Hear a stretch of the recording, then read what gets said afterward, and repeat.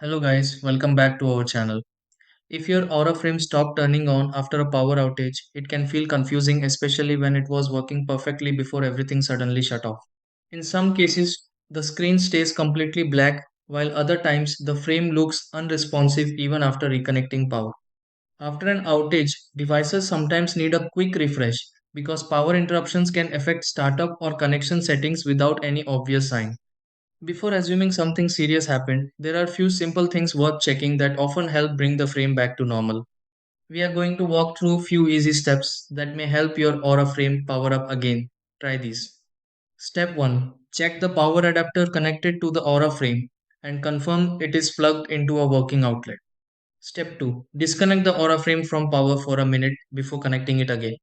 Step 3. Try a different wall outlet with the Aura frame to rule out outlet related power issues.